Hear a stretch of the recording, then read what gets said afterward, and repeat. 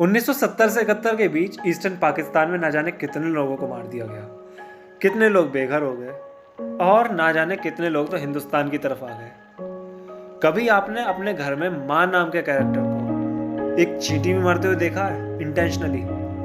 नहीं देखा होगा, क्योंकि ऐसा नहीं है माँ डरती है, बल्कि उनके दिलों में प्यार होता है। वो किसी को भी मारने के बारे में सोच नहीं सकती। लेकिन ये टाइम एक ऐसा टाइम था जब माँ ने भी हथियार उठा लिए थे अपने हाथों में।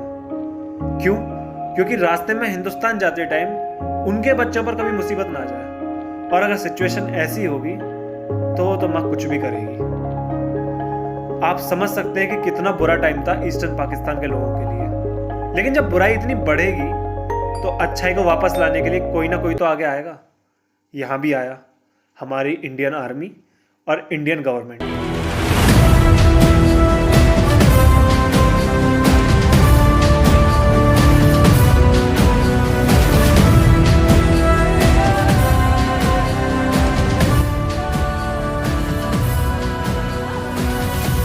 तो पिछली वीडियो में आपने देखा कि किस तरह 1 करोड़ लोग ईस्टर्न पाकिस्तान से वेस्ट बंगाल यानी कि भारत में आ गए।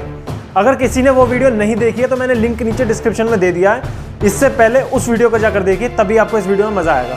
तो इस वीडियो में हम क्या देखने वाले हैं? इस वीडियो में हम देखने वाले हैं कि किस तरह भारत ने पाकिस्तान से युद्ध करा और किस तरह पाकिस्तान के 90,000 से भी ज्यादा सैनिकों ने भारत के आगे सरेंडर किया। तो चलिए वीडियो को शुरू करते हैं।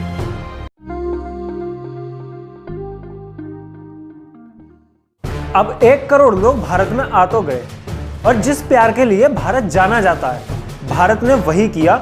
उन सभी लोगों के लिए खाने की व्यवस्था और रहने की व्यवस्था करी। लेकिन 1 करोड़ छोटा नंबर तो होता नहीं है, और फिर भी लोग आते जा रहे थे। अब जैसे जैसे लोग आ रहे थे उनके साथ साथ ये भी पता लग रहा था कि उनके साथ हुआ क्या क्या।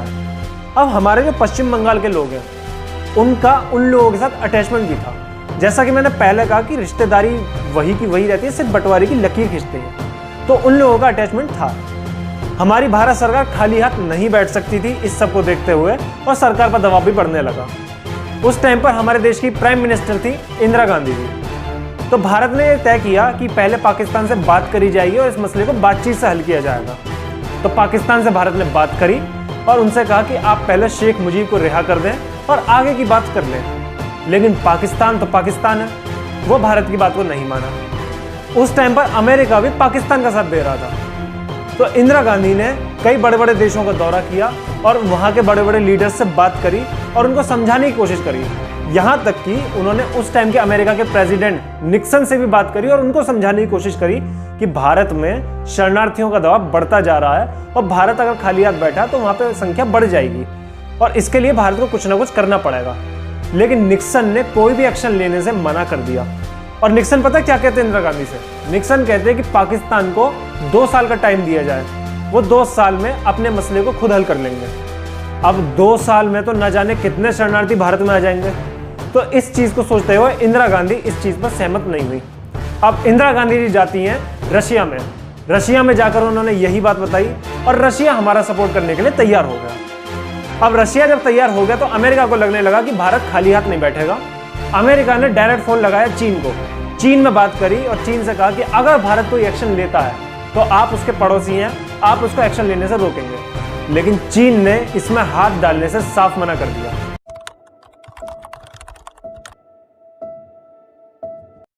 अब पाकिस्तान की सेना में जो कुछ ऐसे लोग थे जो ईस्टर्न पाकिस्तान से बिलोंग करते थे, उन लोगों ने पाकिस्तानी आर्मी को छोड़ दिया और अपनी एक नई सेना बनाई, मुक्ति वाहिनी।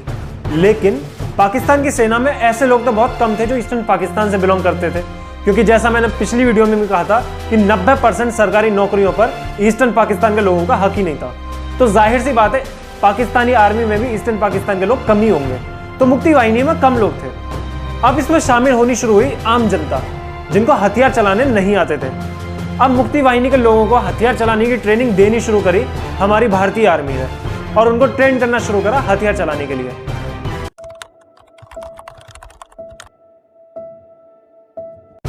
मार्च 1971 को इंदिरा गांधी ने लोकसभा में यह ऐलान किया कि अब भारत खाली हाथ बैठकर तमाशा नहीं देखेगा, अब भारत इन लोगों की हेल्प के लिए उतरेगा।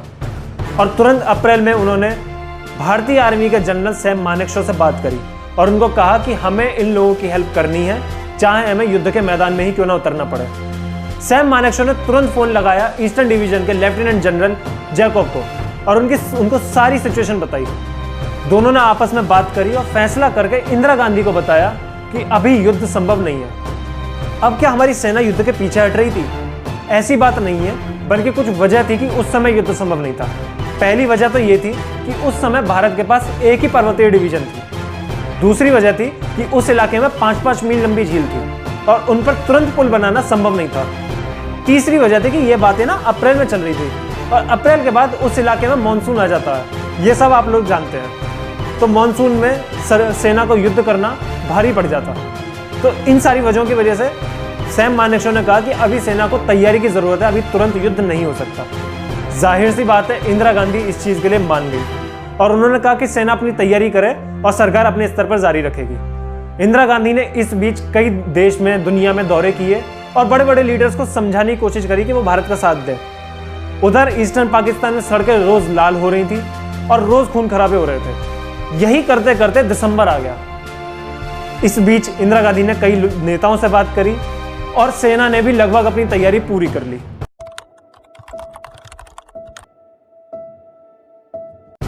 3 दिसंबर 1971 को शाम का वक्त था। इंदिरा गांधी कोलकाता में थी और एक रैली में लोगों को एड्रेस कर रही थी। तभी उनका साथी उनके पास आया और उनको बताया कि पाकिस्तानी एयरफोर्स ने अमृतसर, श्रीनगर, पठानकोट, जोधपुर और आगरा के सेनाई हवाई अड्डों पर हमला कर दिया और लगातार बम गिरा रहे हैं। तभी इंदिरा गांधी ने तुरंत फैसला किया कि अब वो रैली को छोड़ेंगी और तुरंत दिल्ली के लिए रवाना होंगी। लेकिन पाकिस्तान तो लगातार बम गिरा रहा था। इसके वजह से दिल्ली में कर दिया गया ब्लैकआउट और ब्लैकआउट की वजह से इंदिरा गांधी का प्लेन भी अब दिल्ली में लैंड नहीं कर सकता था। तो इंदिरा गांधी के प्लेन को लखनऊ में लैंड कराया गया और बाई रोड 11 बजे रात में इंदिरा गांधी दिल्ली पहुंची।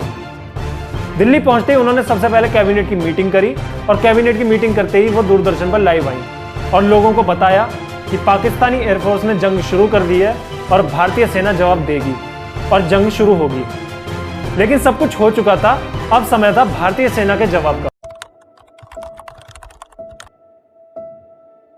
भारतीय सेना की तीनों फौज, आर्मी, एयरफोर्स और नेवी अपने अपने प्लान के अनुसार हमले के लिए निकल पड़े। नेवी बंगाल की खाड़ी के रास्ते, आर्मी जमीन के रास्ते, एयरफोर्स हवा के रास्ते ढाका की तरफ निकल पड़े। सभी का टारगेट था कि ढाका में घुसकर पाकिस्तानी आर्मी को वहां से बाहर निकालना। कहते हैं कि पाकिस्तान को जरा भी अंदाजा नहीं था कि भारत इतनी जल्दी हमले का जवाब देगा। लेकिन जैसा कि मैंने पहले कहा कि भारत की तैयारी पहले से थी, तो भारत ने हमले का जवाब बहुत जल्दी दिया। वहां पर पाकिस्तानी सैनिकों की जो संख्या थी, जो ढाका में मौजूद थी, वो भारतीय सैनिकों की संख्या से बहुत ज्यादा थी।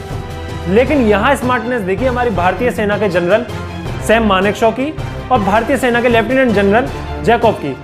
उन्होंने मुक्ति वाहिनी को ट्रेन करने का और पूर्वी पाकिस्तान के लोगों का जो गुस्सा था पाकिस्तानी आर्मी पर, उसका पूरा फायदा उठाया। इधर मुक्ति वाहिनी भारतीय आर्मी के साथ मैदान में उतर पड़ी लड़ने के लिए। उधर जो पूर्वी पाकिस्तान के लोग थे, जो पहले से ही पाकिस्तानी आर्मी पर गुस्साए हुए थे, उन्होंने पाकिस्तानी आर्मी के ऑफिसर्स पर और उनके परिवार पर हमला बोल दिया और उनको मारना शुरू कर दिया। इधर भारतीय सेना और मुक्ति वाहिनी पाकिस्तानी आर्मी से लड़ रहे हैं। दूसरी तरफ आम जनता, जो ईस्टर्न पाकिस्तान की आम जनता है, वो पाकिस्तानी आर्मी के परिवारों को मार रही है। तो पाकिस्तानी आर्मी के लोग समझ नहीं पा रहे थे कि वो क्या करें। उनका मानना था कि अगर वो ढाका में रुके तो वो भी मारे जाएंगे और उनका परिवार भी मारा जाएगा, और ये डर उनको खाने लगा। इसी का फायदा उठाना चाहा हमारे लेफ्टिनेंट जनरल जैकब ने और उन्होंने मीटिंग फिक्स करी पाकिस्तानी आर्मी के हेड जनरल नियाजी के साथ। वो जनरल नियाजी के पास पहुंचे और उनको कहा कि अगर आप सरेंडर करते हैं तो हम आपको भी बचाएंगे, आपके परिवार को भी बचाएंगे और सेफली आपको पाकिस्तान में पहुंचा देंगे। ऐसा उन्होंने कहा। कहते हैं कि जनरल नियाजी की आंखों में आंसू आने लगे। वो सरेंडर करना नहीं चाहते थे, लेकिन लगातार खबरें आ रही थी कि पाकिस्तानी ऑफिसर्स के परिवार को मारा जा रहा है। इधर आम जनता का गुस्सा भी बढ़ता जा रहा है, क्योंकि आम जनता की ना हिम्मत बढ़ गई थी कि भारतीय सेना और मुक्ति वाहिनी उनके सपोर्ट में आ गई है लड़ने के लिए। तो आम जनता अब शुरू हो गई, अपना गुस्सा उन्होंने दिखाना शुरू कर दिया। तो जनरल नियाजी की आंखों में आंसू थे, वो ना चाहते हुए भी सरेंडर करने के बारे में सोच रहे थे। उन्होंने कहा कि मुझे आधे घंटे का टाइम चाहिए, मैं आधे घंटे बाद सोच के बताता हूँ। जनरल जैकब वहीं बैठे रहे और आधे घंटे वेट किया। आधे घंटे बाद जनरल नियाजी सरेंडर करने के लिए मान गए और यह तय हुआ कि जनरल नियाजी अपनी एक पिस्टल निकालेंगे और भारतीय सेना को सौंप देंगे और इसको सरेंडर के रूप में मान लिया जाएगा। बाकी जो कागजी कार्रवाई होगी वो तो होगी।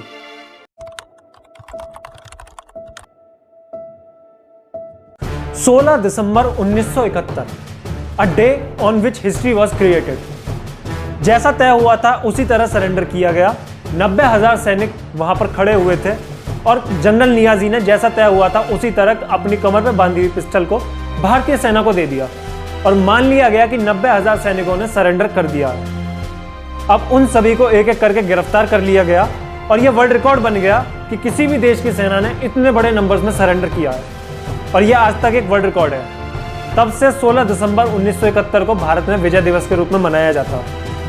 अब उन सभी को शिमला समझौते के तहत प्रिजनर्स ऑफ वॉर मान के छोड़ दिया गया और सेफली पाकिस्तान पहुंचा दिया गया, जैसा कि जनरल जैकब ने जनरल नियाजी को वादा भी किया था। तो अब बारी थी बांग्लादेश के बनने की कि अब भारत ने ये पार्ट जीत तो लिया है, लेकिन अब भारत इस पार्ट का करे।